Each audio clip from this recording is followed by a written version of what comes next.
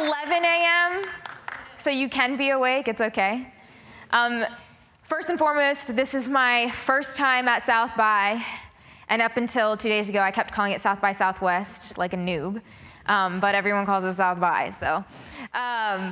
I just wanted to say thank you so much to the South by team for bringing me out here and having me speak in front of all of you guys. I'm so excited and so honored to be here.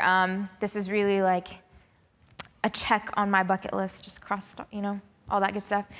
I always like to start off my story by telling you a little bit about where I came from. So I grew up in a small, very conservative, very white town called La Plata, Maryland, where I walked into my first grade class and I sat down next to the only other girl who had dark brown hair and asked her if she was Muslim too, because I had never seen another girl with dark brown hair. And she looked at me kind of funny and said, "Am I what?" And from that day on and for the next 10 years, I would go through this paralyzing identity crisis. When I would have to fill out forms that would ask if we spoke a second language at home, and my mom wrote down that we spoke Arabic. I would put my form at the bottom of the pile so that no one would know that I spoke Arabic. And when my mom would come and chaperone or volunteer, she was a guidance counselor at school, and people would ask me why she wore that thing on her head, I would just say, I don't know. And whenever we would get presents for Eid, which is the Muslim equivalent to Christmas, I would save my presents until Christmas time and wait until then to use them because I wanted everyone else to think I celebrated Christmas too. And so this went on until I was about 15, where my biggest insecurity was the color of my hair and the color of my eyes. I would have like these blonde streaks in my hair and I'd wear colored contacts, and I'm not gonna show you a photo of that because it's not as cute as my baby pictures. But that went on until I was about 15, where we moved right outside of Washington, D.C., and I experienced my own sense of culture shock. I saw people expressing themselves and embracing their identities in ways that I had never seen before. And I kind of thought to myself, well, if they can do that, then why can't I? And I impulsively decided to put on the hijab.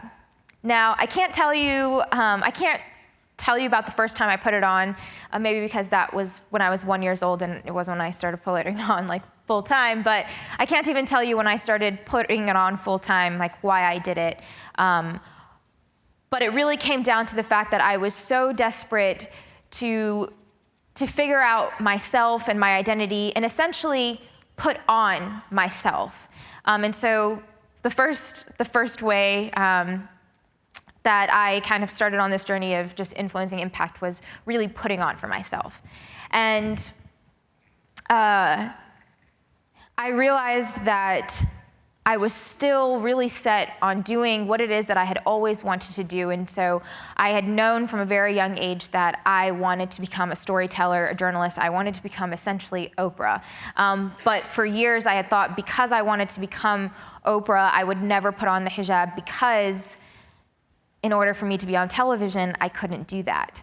Nobody else had ever done it before, and you just had to look like everybody else on TV, and I wanted to strive for that. So now I was in this position where I had this thing on my head, and I was just like, okay, am I still going to be able to do this? And so I remember talking to my mom about how I really wanted to get a head start because I knew that it was going to be hard for me to get a job. So we were sitting in the car one day after I had taken a test to get into our community college for a concurrent enrollment program, and I got into an honors program, and my mom looked at me and was like, why don't you just start college early and get yourself a head start? And so that fall I ended up starting college at 16, simply for the reason that I was really competitive and I didn't want to waste any time if I knew if it was gonna be harder for me to get the job. But the first day of school, or college, I told myself that I was going to leave all of those insecurities about identity behind, no matter how much they were still prevalent, and really become who I always was or who I was meant to be, and pursue anything and everything that ignited any type of fire or passion inside of me, and really become this all-encompassing person that epitomized the personal legend that I felt I had. I like to say that that is what that person looked like to me at the time. But I went in, and the first person I met in college was a poet. And the reason that was so special to me was because when I was in middle school and high school, my English teacher would bring up the poetry unit every semester, and our class would have this collective groan, and they would say, oh man, poetry is so lame.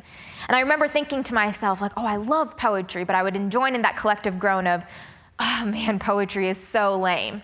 And so the first person I meet in college is a poet, and he had this sense of confidence I had never seen before, and he really just knew exactly who he was, and I wanted to do just that. And so from that day on, I took on everything and anything that I had an interest in, whatever club it was, whatever activity it was.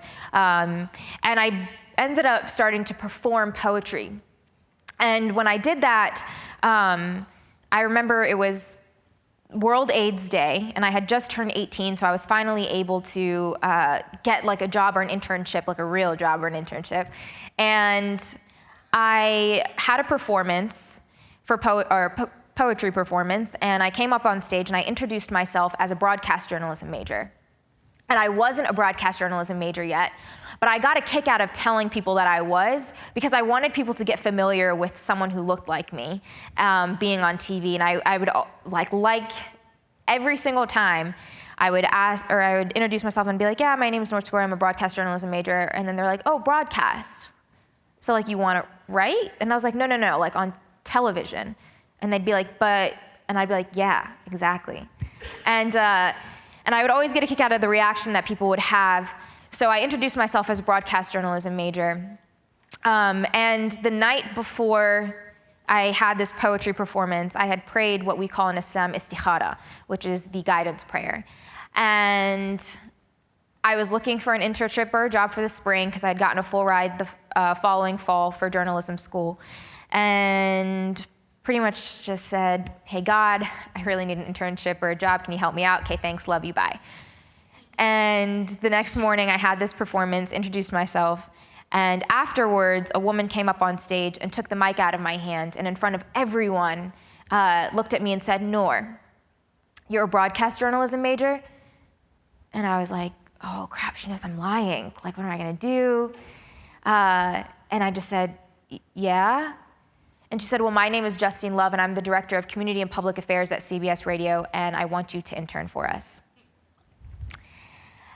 And I remember just thinking, well, first I was like, thanks, God, for the hookup. But I remember just thinking to myself, okay, telling people who I was, and taking on this identity, like, again, maybe I really can I can do this. And this internship kind of solidified that confidence for me and that validation that I was looking for. But I still wanted to ask journalists themselves, and so I started obsessively shadowing other journalists, and going by their work and spending the days with them. And I would ask them the same question at the end every single time, like, do you think I can do this? And some people would say, yeah, sure, whatever.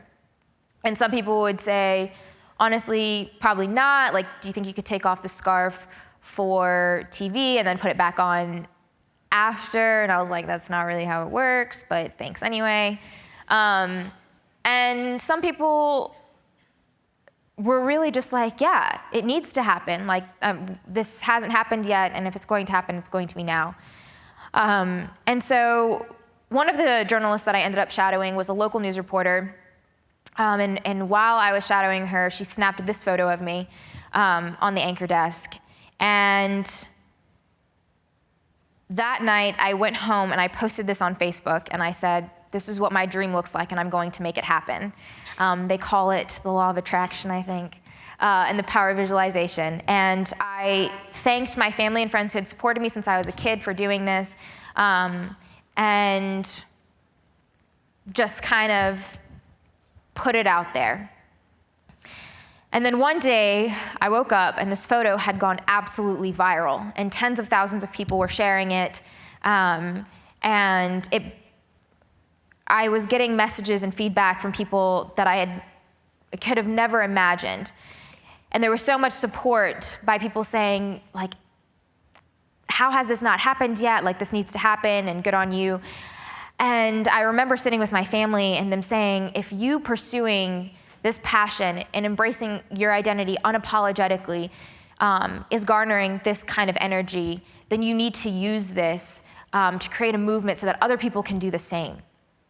And my sister ended up coming up with the hashtag Let Noor Shine, because my name Noor in Arabic means light. And we wanted to celebrate other people's lights and let their inner light shine. And I remember just the feedback of people sending me messages and talking about their struggles and their insecurities and their journeys and their successes, and just saying things like, I've been majoring in medicine, and that what I really wanted to do was theater. I'm switching my major. I'm in this job that I've hated for so long, and I've just been insecure about pursuing whatever it is that I wanted to, and now I'm taking on that risk. And I realized that it really was so important for us to kind of take this risk on ourselves and just put ourselves out there. But even with all of this, it wasn't really easy to get the job. And so it took quite a few tries and quite a few times, or job interviews and job rejections, to finally lock down a job in local news on television. And when I did, it wasn't always the easiest to go out and get the story and have people talk to you. I've had countless times where people would put their hands in my face and say, like, I don't talk to people who look like you, or people telling me that I was like covering this story for like some type of terrorist organization.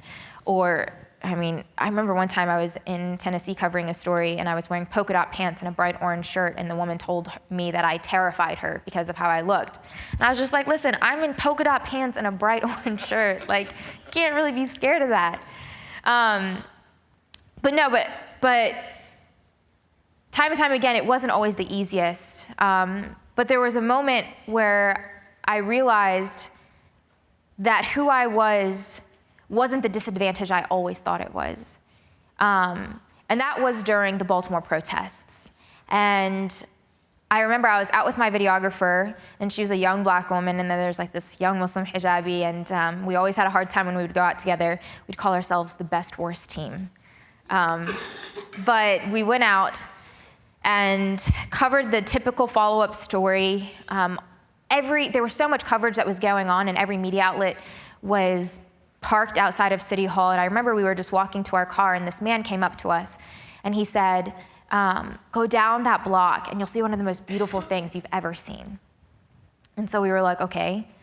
So we went down, and in fact saw one of the most beautiful things I've ever seen. And it was people out dancing, singing, wearing I Bleed Orange shirts. There was a Michael Jackson impersonator dancing on cars and buildings, and people crying and hugging and laughing and coming up to us and saying they wanted to share their stories with us. And I remember at that time, Erica, my videographer, and I looked at each other in the middle of like filming the story and started crying. And we're like, this is it. Like, these were the stories that we were meant to tell. And we were the only reporters out there. And everybody was waiting for like another negative story, just kind of parked because the back-to-back coverage was so eh. And I remember we looked at each other and we got the story, and we were so proud. And after that, I had quit local news because I realized I needed something to ignite that fire in me, that passion in me, for why I got into storytelling to begin with. And so I found a story, a case about, it was one of the top 10 worst cases of medical abuse in the United States history, about a facility called Forest Haven that housed people with intellectual disabilities. And it was a case that was still open, and it's still open till today. The facility had closed down, but the people who were involved were still, several of them were still alive, and still didn't get the justice that they deserved. And I remember I kind of took this risk and bet on myself that I would be able to cover this story in a way where it would almost serve as a sense of justice for these people, because they would be able to share their truth on a platform. And so it became a four-month investigative piece, or investigative process, where we created this mini documentary, and it took weeks to gain the trust of the people involved and create these relationships where we were able to tell the stories that we needed to tell. And I had no idea what I was going to do with this documentary. I was just going to put it out and see what would happen, because this is why I had come into storytelling to begin with.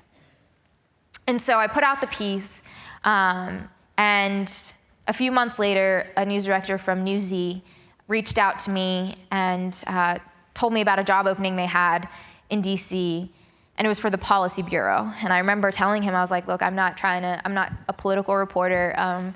This isn't what my passion is. I love covering like marginalized communities and underrepresented stories and human interest stories.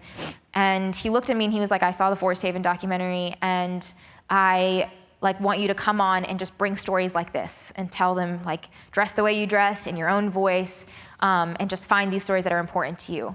And I was like, wait, really? Like, for the first time, I was having somebody who came to me and wanted me as myself. And like time and time again, where I thought that this whole thing was a disadvantage, I realized that no, this is like my advantage, this is my power, this is how I'm able to garner the stories that other people wouldn't have been able to tell.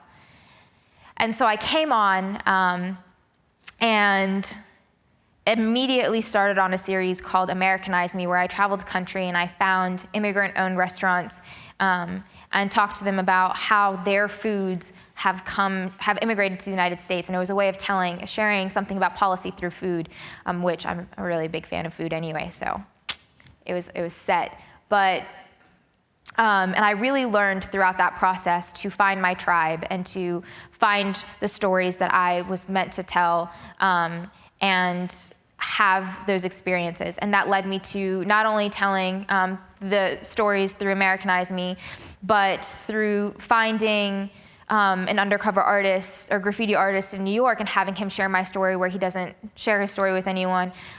Most recently just did a story on a tattoo artist who covers up racist and gang-related tattoos, and having the person who's getting the tattoo cover-up share his story with me. And that was like a guy from Southern Mississippi who wasn't talking to anybody, and then just kind of relating to him on a different level and sharing a little bit about myself, so that we vibed and were able to kind of get to a place of vulnerability where he was able to share it, to even covering a story on like a day in the life of a witch in Salem, which I always like to share because I ended up getting one of the coolest emails after we had released that story, where a guy messaged me and said, I really appreciate the way you covered our fellow patrons, the witches, because the media doesn't always cover them in that light. I'm a member of the vampire community, and if you ever want access to the vampire community, you have it. Like, how many journalists can say that? But it was absolutely incredible to realize that there were all of these people who felt like their narratives weren't being represented in the best way. And I know what that feels like. And so I was able to come to them and be like, hey, like, this is me. I'm coming to you in the most honest way possible. If you want to share your truth on this platform, like, let's do it.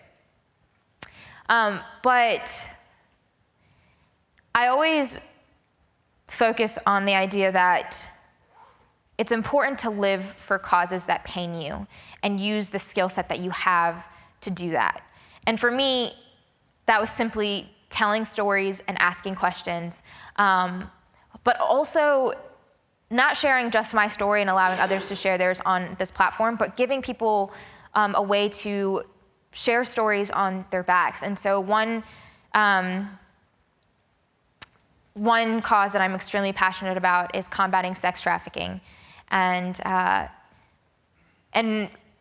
I discovered a way to tell this story and find it through more mediums, with a collaboration with the Listen Up clothing streetwear brand based in Boston.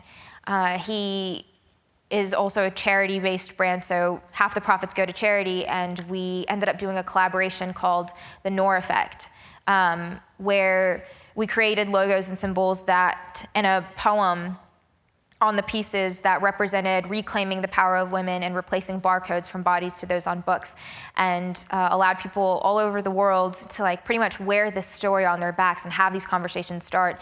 And it made me realize like it wasn't just, storytelling wasn't just a way or something that you can do through 3 mediums, whether it's like social media, video, or radio, but it's something that you can really find more innovative ways to express, whether that was through fashion or whether that was through conversation with strangers or whether that was through social media.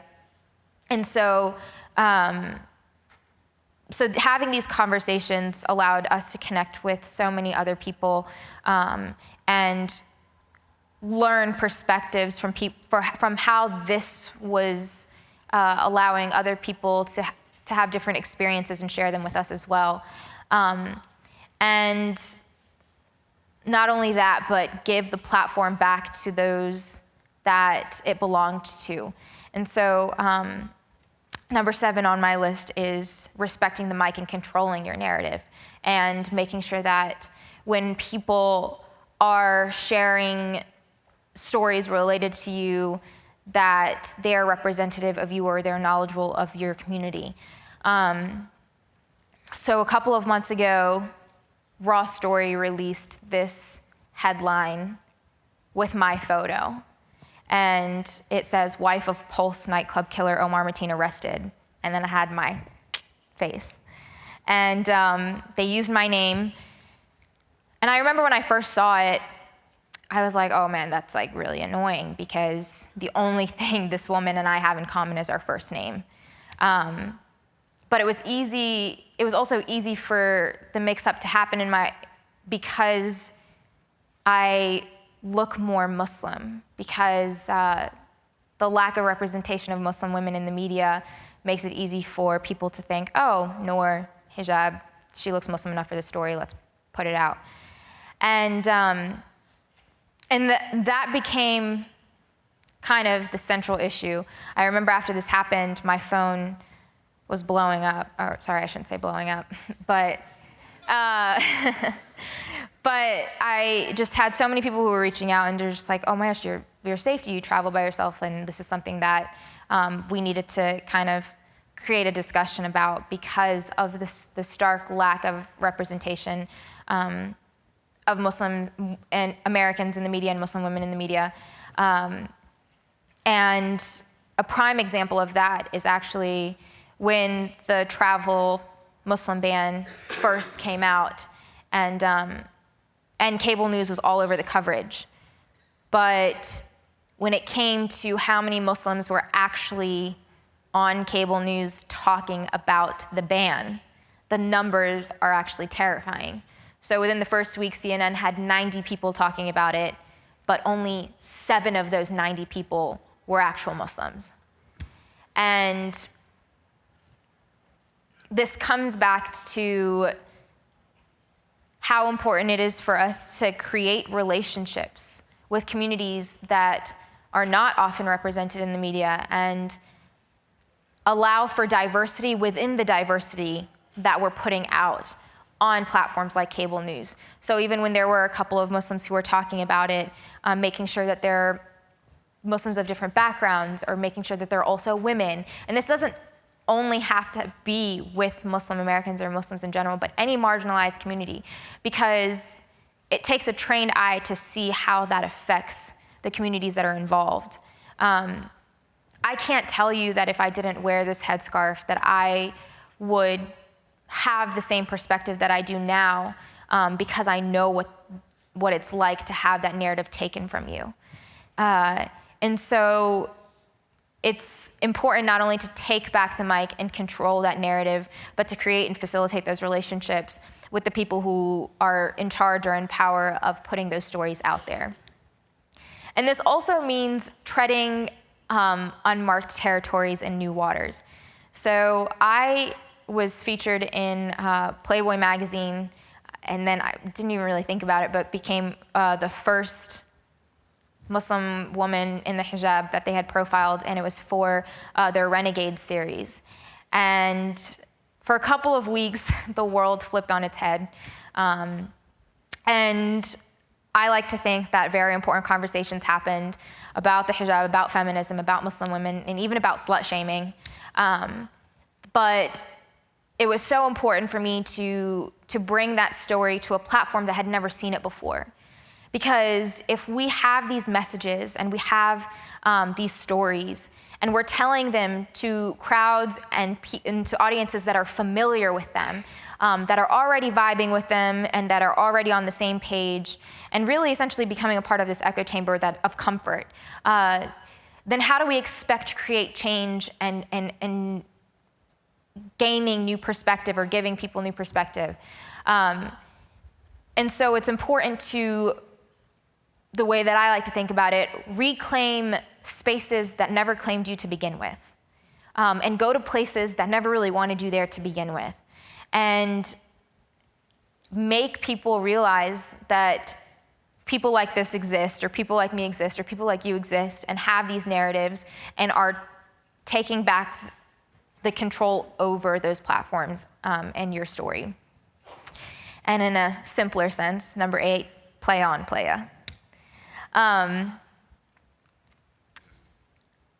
A lot of the times when I think about whether it's being the first or being a pioneer in whatever field it is, as a Muslim, as an American, as a woman, I always kind of try to retrace the steps and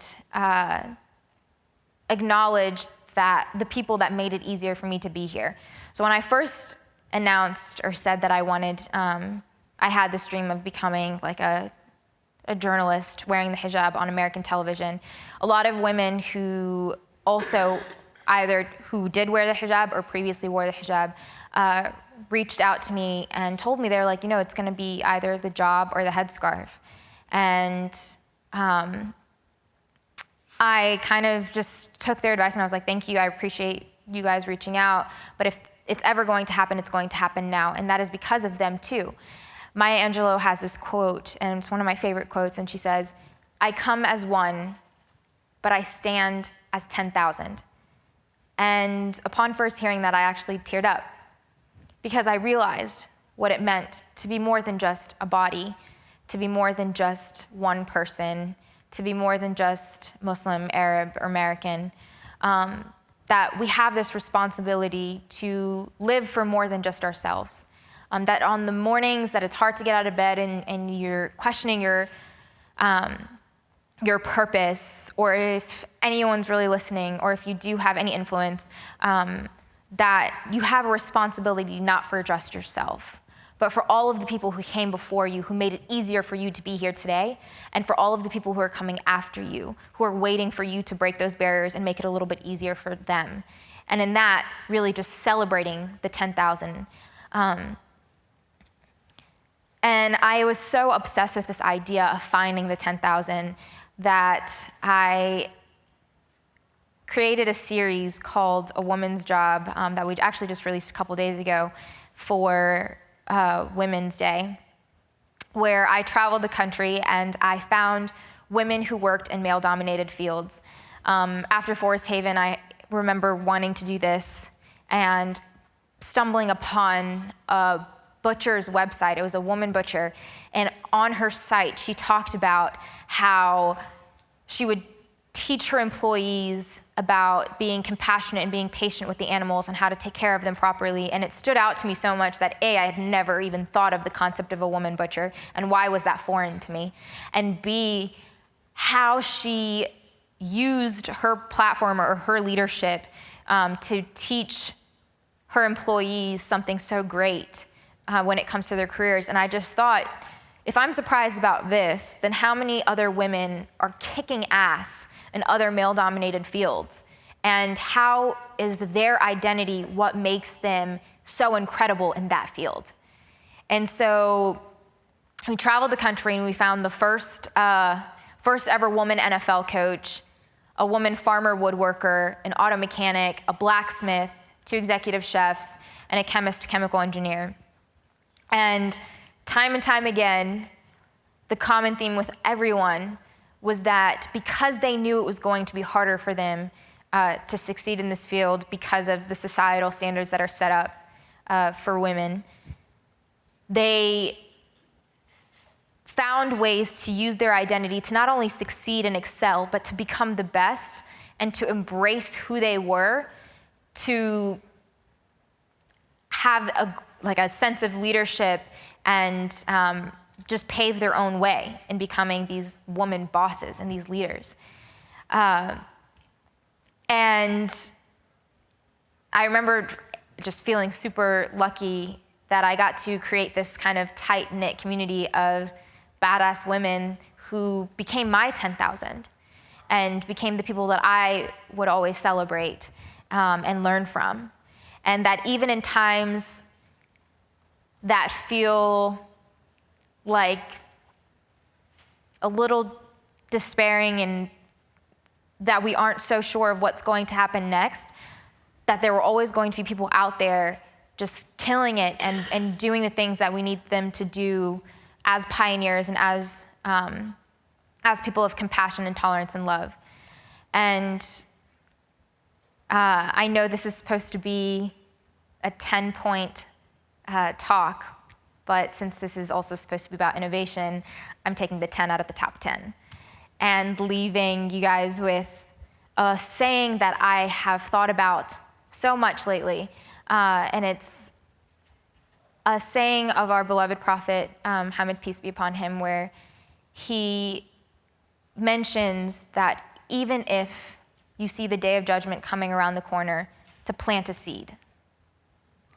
And isn't that our jobs as human beings? To plant these seeds and to give growth and substance in places that need it the most.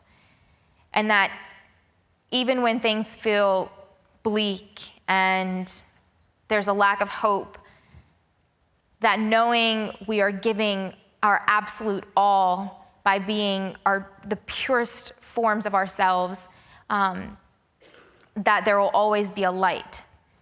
And that really is just the key.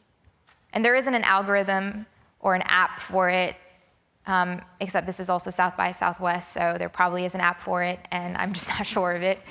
Or some of you have to get on that.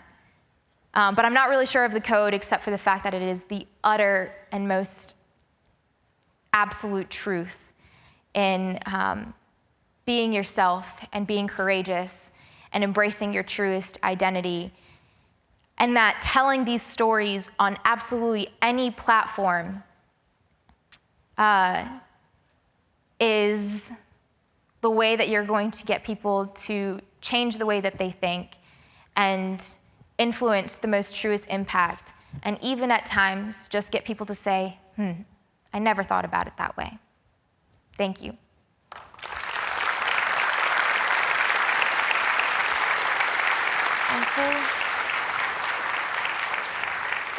So I also know that we were supposed to have a Q&A, and I hope you guys don't hate me for not mentioning Slido before. But if any of you have any questions, I guess we can pull it up from that. Yeah? So his question was, what new challenges are you facing in your life right now? And that's a really awesome question, because it's something that I try to think about a lot with everything that's happening. And I think that it comes down to finding a way to balance the rhetoric that's happening in society today with the way that you're telling a story. And so when your personal identity is being challenged and your perspective is something that kind of weighs heavy on that, it's hard sometimes to let people say certain things about you, and then you kind of ask the follow-up question and continue and persist. But really having those conversations and being vulnerable and telling people that you know where they're coming from and still creating this understanding. I always try to make an effort now to talk to people on planes and in my with my Uber or Lyft drivers, and have the conversation of, do you like, oh yeah, this is actually where I grew up, or this is where I came from, because most people don't think that I was born in West Virginia, and I was. I'm not trying to, but yeah, so I just kind of come at them with this perspective, and I always try to slide in somewhere like, yeah, and when I decided to put on the hijab, and just kind of like challenge people's perspectives, and making sure that like I'm keeping up with that wherever I go, and then just staying balanced in the stories that I'm telling, and letting the characters and the people involved in the story tell it. And yeah, I hope that answers your questions. Yes. So what was the number one fuel for me figuring out who I was? A huge part of it was my support system. So my parents, from like when I was a very young age, were very, like, knew off the bat that this is what I wanted to do. My dad would like teach me how to read the news like from a very young age, and my mom would take me to like internships and take me to New York to meet certain journalists. And so they instilled this in me already, but it really was a matter of when I got to like right outside of DC and I kind of left that town, time and time again, like figuring out if I really embrace my truest identity, then nobody can have any power over me. Like I don't, like me being vulnerable was my strength, and that always fueled me. Also, like, it was never my intention of going into journalism to change the representation or change the image of Muslims in the media. Like, I couldn't have cared less when I first started, because that wasn't, I wasn't very strong in that identity to begin with. But when I realized in the newsroom that there was this like huge issue, or there's this problem, it became like a sense of motivation for me. And even if it wasn't telling, like majority of the stories that I cover aren't related to being Muslim, but just going in and being myself and saying, hey, like walking into the tattoo parlor a couple weeks ago and seeing this guy, like this white guy from southern Mississippi who was like just got out or had gotten out of prison and was part of a gang, and him not looking at me or wanting to talk, and then me sitting down and being like, so this is me, and I shared some of my story, and then him opening up, and then having those experiences is kind of what helped me thrive off of continuing in those stories. So yeah, yes. So your story is absolutely amazing, and we appreciate you sharing it so much, especially at your first South by. So my question is, from all the stories and interviews that you've done over these years, which one stuck with you in your heart the most? So I would have to say, I mean, the past 6 months I've done these incredible stories, but I have to say that the one that stuck with me the most was probably Forest Haven, because it was a 4-month investigative piece. And there were so many people involved because it was like about abuse and people with intellectual disabilities, but it was also about a marginalized community. Like most of the people who were in that facility who were abused were people of color and people with disabilities. And I have found like this new passion of like, or this new perspective of the way our society treats people with disabilities and like what goes on behind it, and really them opening their doors to me. And so it was, we covered a man named Brian who had lived in the facility for 30 years, and his mom, who's like in her 90s now. And she opened up about like how she was a single mom and why like that was the only choice that she had. And then the doctor that was involved and the lawyers, and how now Brian is like a gospel singer and a teacher, and like there was such a light to that story. And so I got really close to the people who were involved. So that was definitely, I mean, I shot it on a pretty shitty camera and like tripod, and it was just something that I couldn't even sleep until this was done. And so that really stuck with me. I have like the questions on here too. So one question is, what's next for you? What's on the horizon? So I just released the first episode of A Woman's Job. It'll be released every Wednesday on Newsy. But actually, I don't know if I can say my next series is, but the next series that I'm working on right now is one of a cause that I'm very, very passionate about. And so you guys, hopefully will see that in a few months too. And then the next question is, who was the person who influenced you the most in life? The person in my life was probably my mom and dad, because they were very passionate and very compassionate about what I wanted to do. In terms of my career, definitely Oprah and Lisa Ling. Lisa's one of my really close mentors, and she actually doesn't even, so she doesn't even call herself a journalist. She just calls herself a storyteller, and I related with that a lot. And so I kind of took on that perspective where you just go in as a human being, and as a curious human being, and ask those questions as a storyteller and connect with people. You have an amazing story. Have you ever considered writing your autobiography? I'm not making these questions up. Can you even see them? Oh, okay. So I write personally anyway. I have considered it in more of a way where it's like, here are some journal entries compiled together, and here it is. I feel like I've told everyone everything about my life anyway, so that wouldn't be too controversial, I guess. What roles mentors, champions have? What role did mentors and champions have in your journey? Can you give us some examples? Oh my gosh, yes.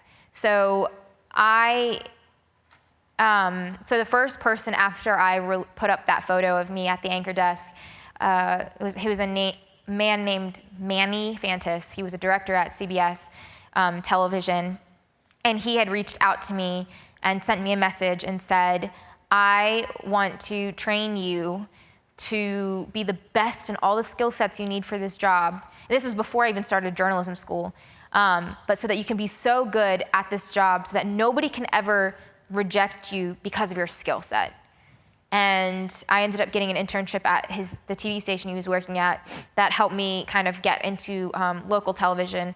And then along the way, it was just people like Justine Love giving me that internship, or Lisa Ling taking me under her wing and like emphasizing the importance of just being a storyteller. And up until now, just having people around me who just are more positive and stress the importance of like being yourself and embracing like the truest form of yourself. How did putting on the hijab affect your relationships in your hometown? Did it hurt them, or did your neighbors become more accepting of Islam because of you? So that's a really interesting and great question, because so my hometown is extremely conservative, and after I put on the hijab, I mean, I didn't really stay close to as many people, but I don't know, it was also because I had moved out. But actually recently, there had been issues where, a father whose daughter went to this high school that I went to, caught his daughter doing a world history assignment on Islam.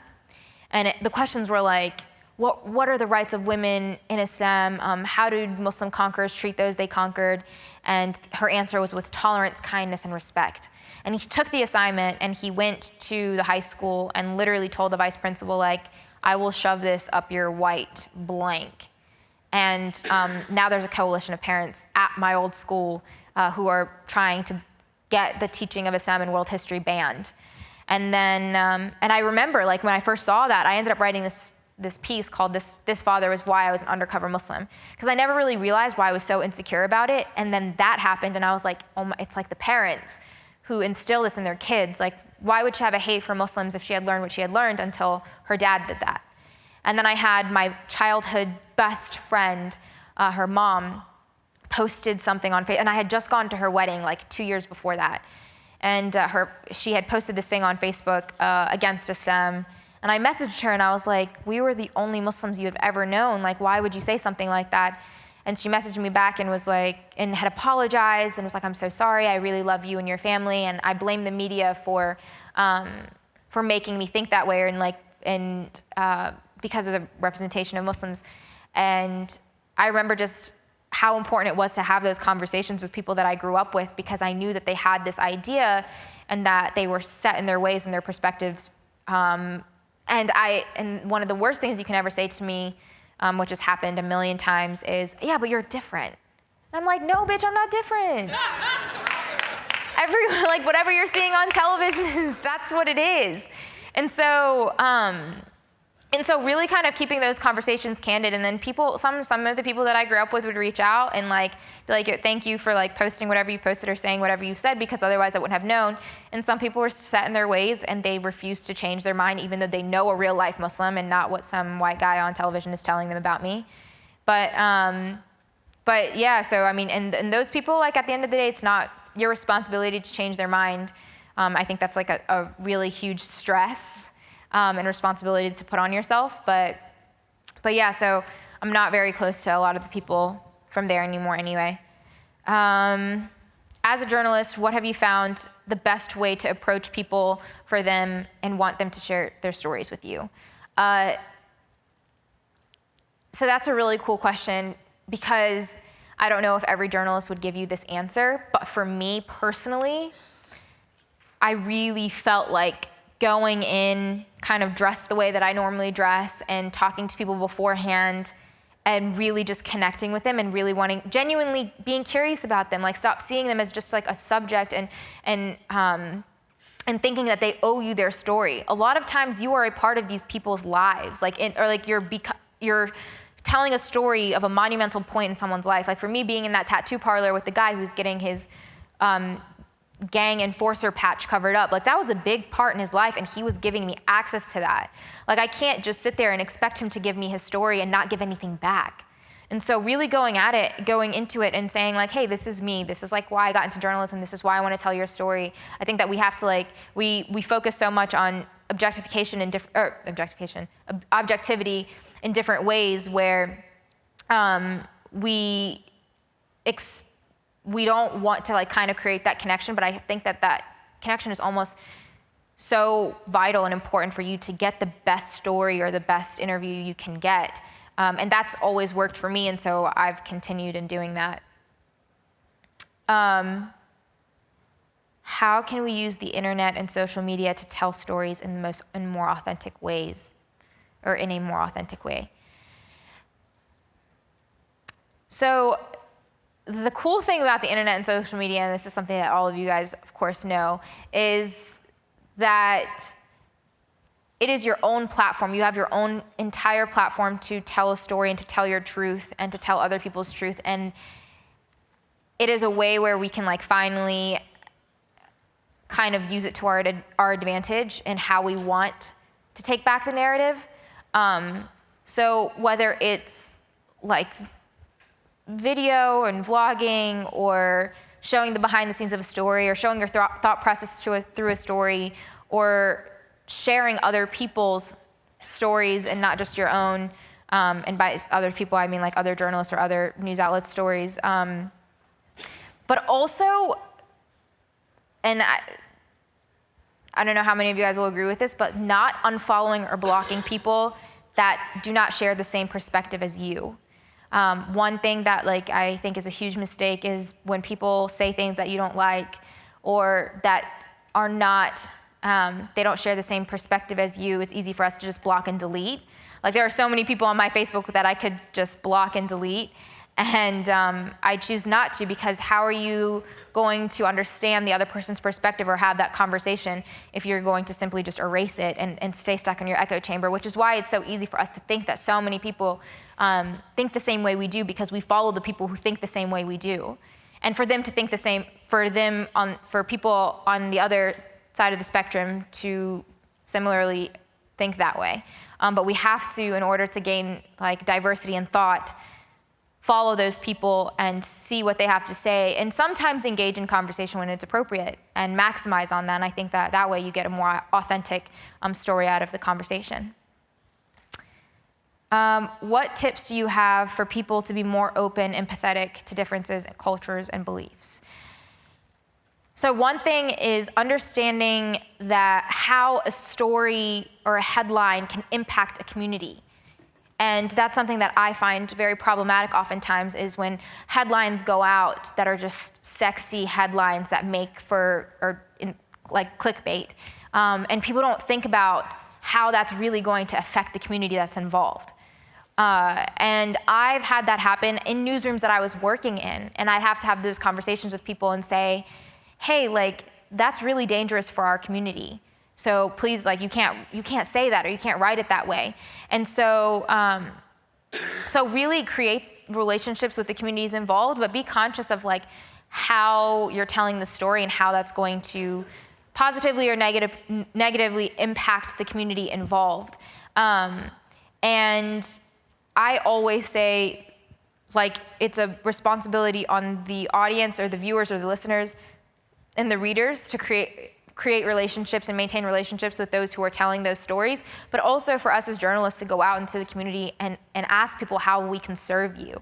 Like how important is this, or how do we tell this story in a way that does you justice or that is fair to you?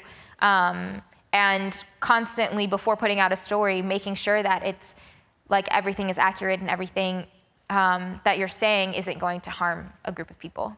Yes, yeah. Just if you could speak a little bit to the rise of fake news, and you kind of touched on a little bit with clickbait, but from a journalist perspective, I work in PR, so it's interesting from my perspective, but I'd love to hear from your perspective kind of how the journalistic community is combating fake news. So when it comes to fake news, okay, I honestly, the past years, the first time I ever heard of, like we've heard that phrase or we've had to take it into consideration with every other story we're covering. And it's tough because a lot of the times when people cry fake, well, first of all, I mean, first and foremost, just triple checking the stories that you're putting out to make sure everything is accurate. But making sure that the way that you're telling the story isn't alienating a group of people that are going to just like off the bat claim it as fake news. And I mean, there's only so much we can do to combat that narrative, especially when there are people in power right now kind of waging a war against the media. And so we have to take that into consideration when we're sharing stories that affect the press itself. I don't know, I just have thought about, or just starting more dialogue between, and gaining more perspective within the story. Like the reason that people are so quick to say fake news or use things like alternative facts and falsehoods is because a lot of people didn't feel represented in the stories that were being told. And so making that a priority and a responsibility to go out and get those stories so that people also feel like their voices are being heard too. That's kind of one way that I personally have like thought, okay, this is what we need to do to combat this. Yes. Awesome. Okay, so in terms of kids sharing with kids and parents kind of having an influence on, on kids, I think that it first and foremost does come from at home. Like if you have a dad who's sitting there and telling you that you are banned from learning about other people, then what are they gonna go to school saying? My family, like I'm the oldest and we have like the youngest is 6 years old. There's a bunch of kids in my house. And he's a 6-year-old kid who's very in tune with what's going on in the news. And they have conversations at school and like not underestimating the conversations people are, like these kids are having at school. But it really, I think, stems from at home and in schools, encouraging teachers to have those conversations and to not prevent them from happening, but also like making sure that it's a safe space for people to go and be themselves. Like I didn't have any Muslim role models or Muslims at my school at all growing up, and so I never knew what that was like. So when people would talk about it or they would, after 9/11, say things about Muslims, I didn't know where I could go to speak up about it. And so really kind of instilling in kids and students and parents and teachers that these are conversations that it's okay to have them, but make sure that you're creating a safe space for them. And at the end of the day, no matter what the differences are between people, that you are someone who's standing up for them and protecting the students and the kids who are involved. That answers. Yes. Clearly, you've got tremendous courage to do what you do, especially in today's environment. Thank you. How do you protect yourself from the trolls and the hate? Ooh, girl. I know you're very courageous, but it's a lot now. Yeah, it is a lot. Tell me about it. No, so okay, listen, my mom's a guidance counselor.